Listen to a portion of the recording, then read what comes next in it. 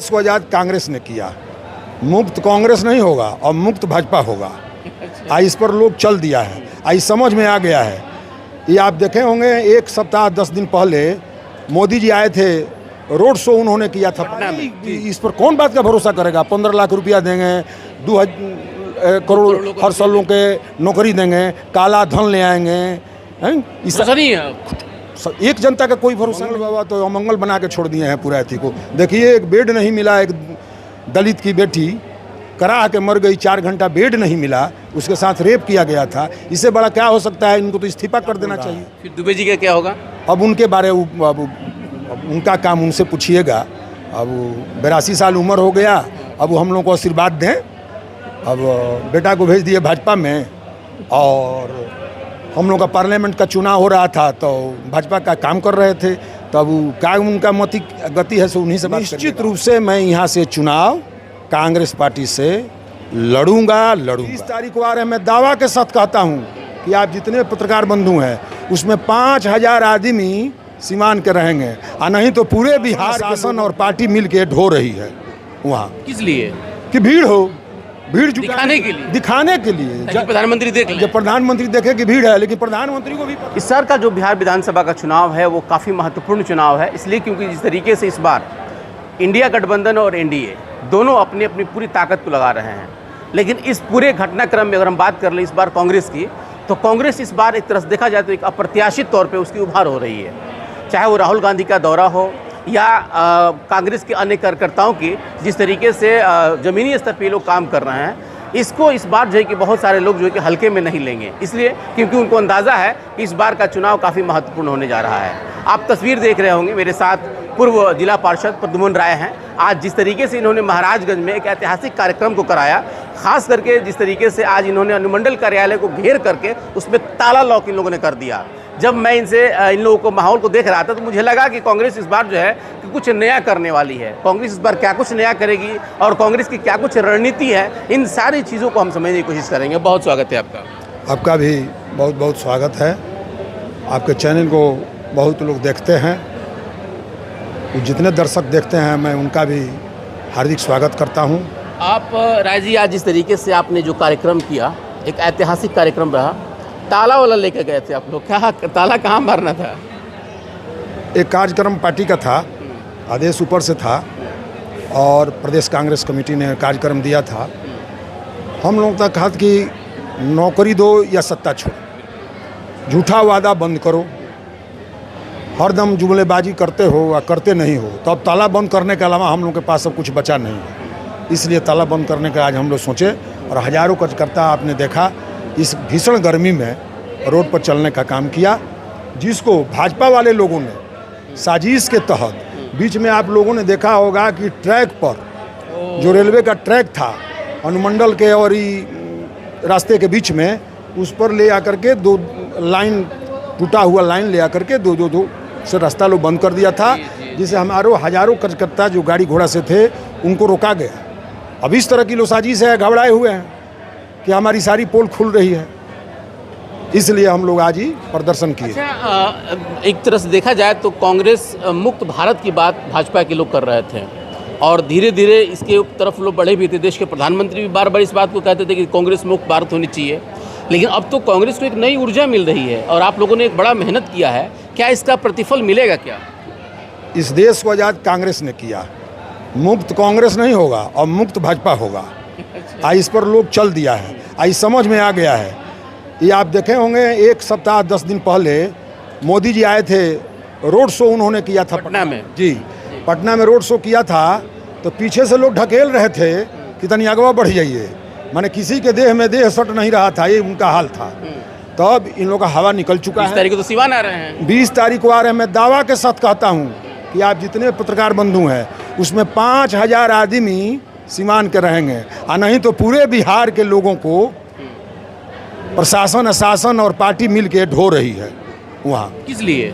कि भीड़ हो, भीड़ दिखाने के लिए, दिखाने के लिए। जब प्रधानमंत्री देख ले, जब प्रधानमंत्री देखे कि भीड़ है, लेकिन प्रधानमंत्री को भी पता चल गया है कि भीड़, जनता हमको समझ चुकी है, अभी जुमलेबाजी की सरकार चलने वाली नहीं है। राय जी, आप लोग तो चूंकि बहुत पुराने नेता हैं और बिहार की राजनीति को बखूबी समझते हैं आप लोग, एक प्रधानमंत्री का बिहार में 4-4 बार आना क्या दर्शाता है? देखिए, यही दर्शाता है कि एक गरीब व्यक्ति जो रिक्शा चलाता है वो भी टैक्स देता है।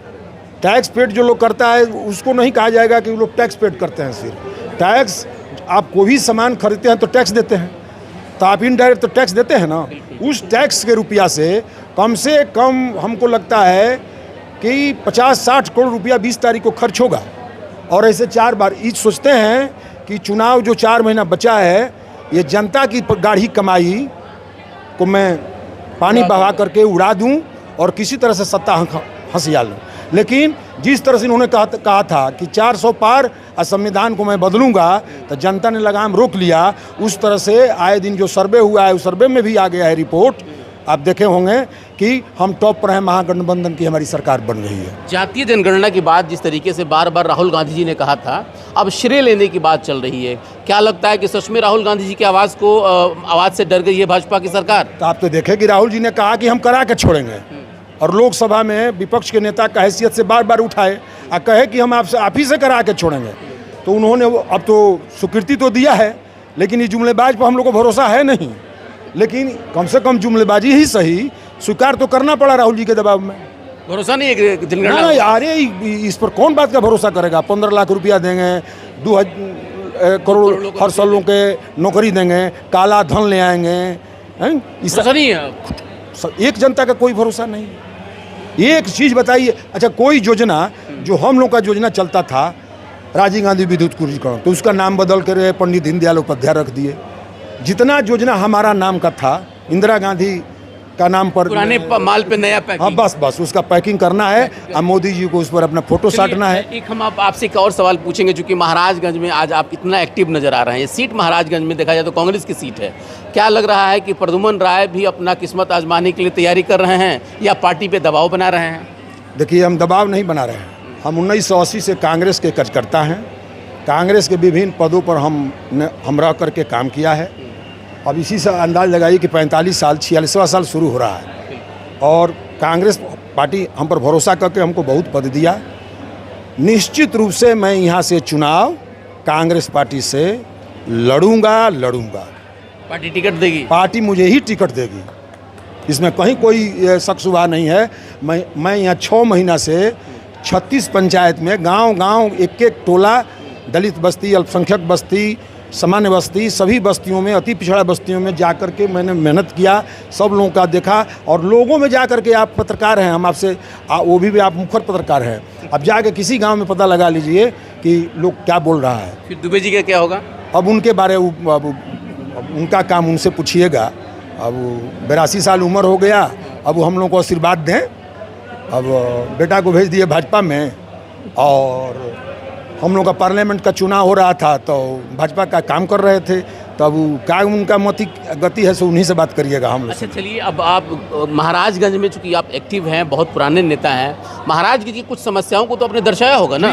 क्या बताएंगे उसके बारे में? महाराजगंज का बहुत समस्या है। महाराजगंज तो एगो समस्या ये है कि बाजार में जा करके देखिए, महाराजगंज गली गली नरक में तब्दील है।